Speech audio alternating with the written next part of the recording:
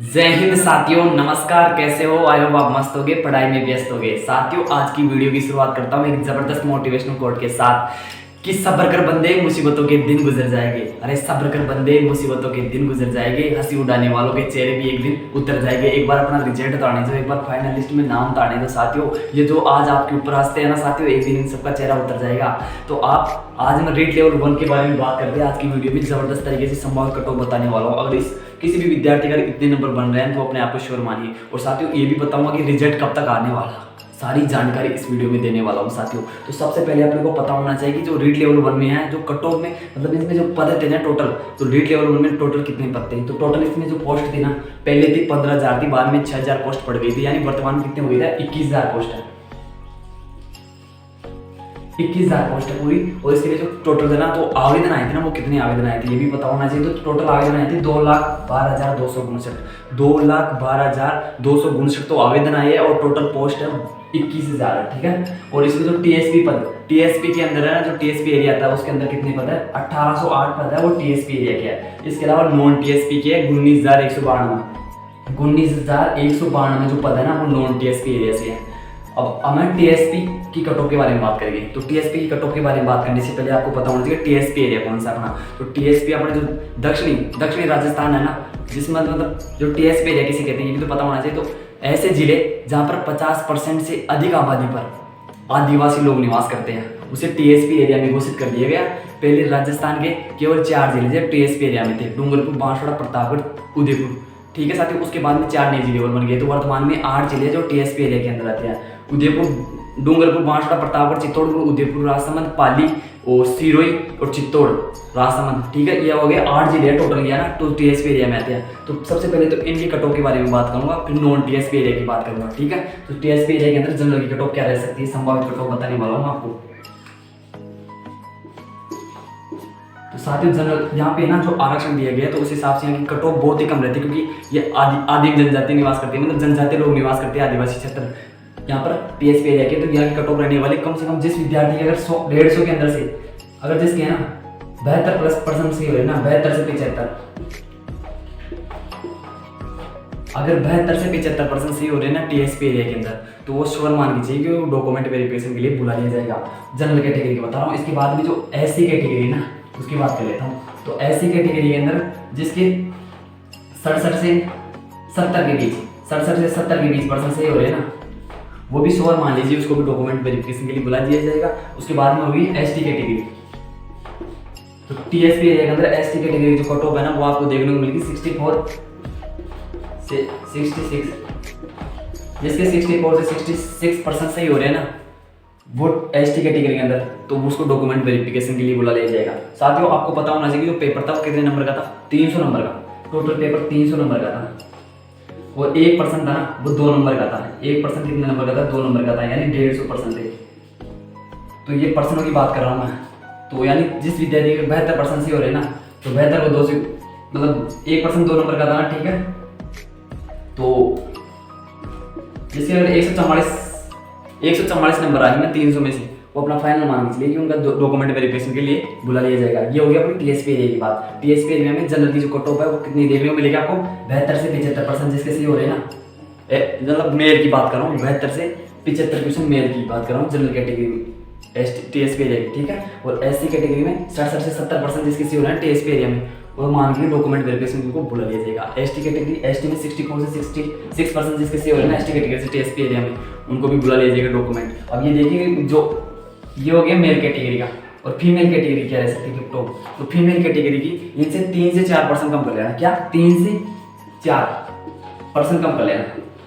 यहाँ से इनसे 3 से 4% कम रहने वाली है कट ऑफ टीएसपी एरिया में फीमेल कैटेगरी। ठीक है। तो ये हो गया अपना टीएसपी एरिया। टीएसपी एरिया की कट ऑफ एक हमने जान लिया। तो टीएसपी में जनरल की जो कट ऑफ है वो कितनी जा सकती है? 72 से 75% जिसके सही हो रहे हैं ना, 150 में से 72 से 75% जिसके सही हो रहे हैं जनरल कैटेगरी से, वो मान लीजिए उसको डॉक्यूमेंट वेरिफिकेशन के लिए बुला लिया जाएगा। एससी कैटेगरी में 67 से 70% जिसके सही हो रहे हैं ना, उसको भी डॉक्यूमेंट वेरिफिकेशन के लिए बुला लिया जाएगा। और एसटी कैटेगरी में 64 से 66% जिसके सही हो रहे हैं ना, उसको डॉक्यूमेंट वेरिफिकेशन के लिए बुला लिया जाएगा। और इसका जो आगे बात करते हैं नॉन टीएसपी एरिया, यानी जो नॉन टीएसपी एरिया है, तो उसकी क्या जा सकती है कट ऑफ?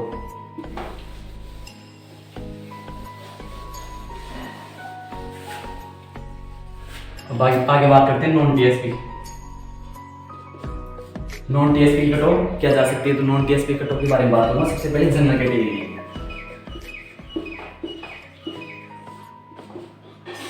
साथ जनरल कैटेगरी की कट ऑफ रख सकती है। तो जनरल कैटेगरी का आपको कट ऑफ देखने को मिलेगी 90 से 92।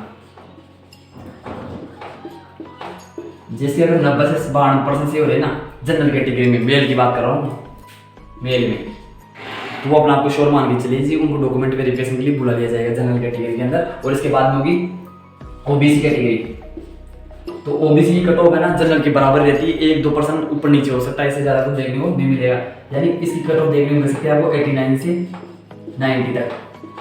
जिससे अगर 89 से 90% बन रहे हैं ना ओबीसी कैटेगरी में, वो श्योर मान लीजिए कि उनको डॉक्यूमेंट वेरिफिकेशन के लिए बुला लिया जाएगा। बाद में हम आगे बात करते हैं अपनी एमबीसी कैटेगरी।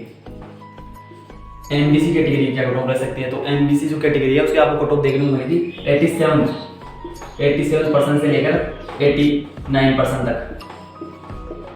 यानी जनरल ओबीसी एमबीसी की 1-2% का फासला देखने को मिलेगा, ज्यादा कुछ देखने को नहीं मिलेगा। आगे बात करते हैं एससी कैटेगरी। तो साथियों जो एससी कैटेगरी है उसकी आपको कट ऑफ देखने को मिलेगी 84 से 83%। अगर 84 से 83% से हो रहे ना, तो मान लीजिए कि 84 से 83% से हो रहे ना आपके एससी कैटेगरी में, तो आप डॉक्यूमेंट वेरिफिकेशन के लिए तैयार हो जाएंगे। और आगे बात करते हैं एसटी कैटेगरी के अंदर। एसटी कैटेगरी जो आपको कट ऑफ देखने को मिलेगी वो मिलेगी 80 से 82%। जिसके 80 से 82% से हो रहा है ना, वो तो श्योर मान लीजिए कि उनको डॉक्यूमेंट वेरिफिकेशन के लिए बुला ही लिया जाएगा। आगे बात करते हैं general OBC MBC SC ST, ये मेल कैटेगरी कट ऑफ आपके सामने प्रेजेंट की है। अब एक रह गया ईडब्ल्यूएस। तो ईडब्ल्यूएस की कट ऑफ है तो जनरल और ओबीसी से कम रहने वाली है, ठीक है, क्योंकि जनरल वाले अधिकतर विद्यार्थी है ईडब्ल्यूएस बना रखे हैं, तो उनके लिए ईडब्ल्यूएस का अलग से कट ऑफ जाती है। तो ईडब्ल्यूएस की कट ऑफ आपको देखने को मिलेगी 85 से 83%। यानी ईडब्ल्यूएस की आप कट ऑफ बहुत कम रहती है, जनरल और ओबीसी से कम रहने वाली है इसकी कट ऑफ। तो ईडब्ल्यूएस की आप 85 से 87% तक देखने को मिलेगी। साथियों ये है अपने मेल कैटेगरी की बात कर रहा हूँ मैं। अब जो फीमेल कैटेगरी वाले हैं वो उनकी बताता हूँ। तो फीमेल कैटेगरी क्या है, आपको इनसे 3 से 4% कम कर लेना आप, 3 से 4% कम कर लेना, ठीक है। और इसके अलावा विधवा कोटा उसकी बात करता हूँ। विधवा कोटा में आपको कम से कम है ना आपके है ना 5 से 8% कम कर लेना, इनसे 5 से 8% कम कर लेना। विधवा कोटा की बात कर रहा हूँ, ठीक है। तो ये पूरी बात हो गई है मेल, और ये हो गई फीमेल की बात, ठीक है। फीमेल कैटेगरी की बात हो गई है। यानी non TSP area, non TSP area की कट ऑफ के बारे में बात करते हैं। तो सबसे पहले पता होना चाहिए कि जनरल की कट ऑफ क्या जा सकती है, संभावित कट ऑफ बता रहा हूँ मैं। तो 90 से लेकर 92%, जिसके 90 से 92% से हो रहे ना, तो वो तो श्योर मान के चलेगी उनको डॉक्यूमेंट वेरिफिकेशन के लिए बुला लिया जाएगा। आगे बात करते हैं ओबीसी कैटेगरी। ओबीसी में जिसके 89 से लेकर 90% से हो रहे ना, वो भी श्योर हो जाएगी, उनको भी नॉन टीएसपी एरिया के अंदर जो कट ऑफ के अंदर ओबीसी में 89 से 90% बढ़ रहे हैं, वो भी डॉक्यूमेंट वेरिफिकेशन के लिए बुला लिया जाएगा। एमबीसी कैटेगरी में 87 से लेकर 89% जिसके सही हो रहे हैं ना, उनको भी डॉक्यूमेंट वेरिफिकेशन के लिए बुला लिया जाएगा। डॉक्यूमेंट वेरिफिकेशन के लिए बुला लिया जाएगा। एससी कैटेगरी में जिसके 84 से 87% बन रहे हैं ना, उनको भी। इसके अलावा एसटी में 80 से 82% जिसके सही हो रहे हैं ना, उनको श्योर बुला लिया जाएगा। ईडब्ल्यूएस में 85 से 83% बन रहे हैं, उनको भी श्योर डॉक्यूमेंट वेरिफिकेशन के लिए बुला लिया जाएगा। साथ ही डॉक्यूमेंट वेरिफिकेशन के लिए कितना गुना विद्यार्थी को बुलाया जाएगा, यही आपका प्रश्न होगा। तो अब बात करते हैं, यानी 21,000 पोस्ट है ना, तो इसके 2 गुना विद्यार्थियों को बुलाया जाएगा, यानी 42,000 विद्यार्थियों को डॉक्यूमेंट वेरिफिकेशन के लिए बुलाया जाएगा, यानी 2 गुना विद्यार्थियों को बुलाया जाएगा। इसके बाद में क्या होगा, आपका फाइनल मेरिट आएगी। फाइनल मेरिट में डेट ऑफ बर्थ देखी जाती है, और इसके आधार पर ही आपको फाइनल रूप से सिलेक्शन होता है डॉक्यूमेंट वेरिफिकेशन होने के बाद में, ठीक है साथियों। डॉक्यूमेंट वेरिफिकेशन होगा, उसके बाद में फाइनल मेरिट आएगी। फाइनल मेरिट के बाद में आपका जो सपना है ना टीचर बनने का, वो पूरा हो जाएगा। तो आगे हम रिजल्ट के बारे में बात कर लेते हैं कि रिजल्ट कब तक आ सकता है। तो रिजल्ट के बारे में बात करते हैं आगे।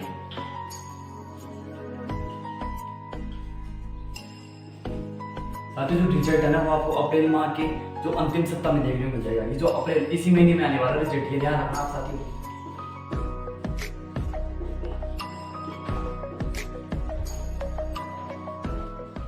अप्रैल माह के अंतिम सप्ताह में आपको रिजल्ट देखने को मिल जाएगा रीट लेवल का, ठीक है साथियों। रीट का रिजल्ट आपको कब देखने को मिलेगा, अप्रैल, ये इस महीने की लास्ट वीक यानी लास्ट सप्ताह के अंदर आपको रिजल्ट देखने को मिलने वाला है साथियों।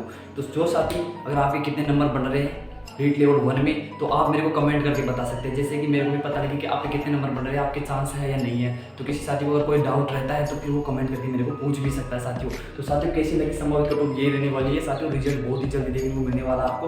और इसके बाद में क्या साथियों, यानी 2 गुना विद्यार्थियों को पास कर दिया जाएगा, यहाँ पे 42,000 विद्यार्थियों को पास कर दिया जाएगा। और इसमें क्या होगा, फिर आपका डॉक्यूमेंट वेरिफिकेशन के लिए बुलाया जाएगा। डॉक्यूमेंट वेरिफिकेशन के बाद में आपकी फाइनल मेरिट आएगी। फाइनल मेरिट में डेट ऑफ बर्थ देखी जाती है और इसके मतलब एज के माध्यम से लिया जाता है साथियों। और ये सब कुछ होने के बाद में आपको फिर ज्वाइनिंग दी जाती है और उसके बाद में आपके जो टीचर है बनने का सपना है ना, वो एक दिन साकार हो जाता है साथियों। अगर आपके अच्छे नंबर बन रहे हैं तो आपका टीचर बनने का सपना साकार हो गया साथियों। बहुत ही शानदार तरीके से मैंने संभावित कट ऑफ प्रेजेंट की है। अगर फिर भी किसी साथी का अगर डाउट रहता है तो वो कमेंट करके पूछ सकता है साथियों। नेक्स्ट वीडियो में मिलूंगा, जब तक के लिए धन्यवाद।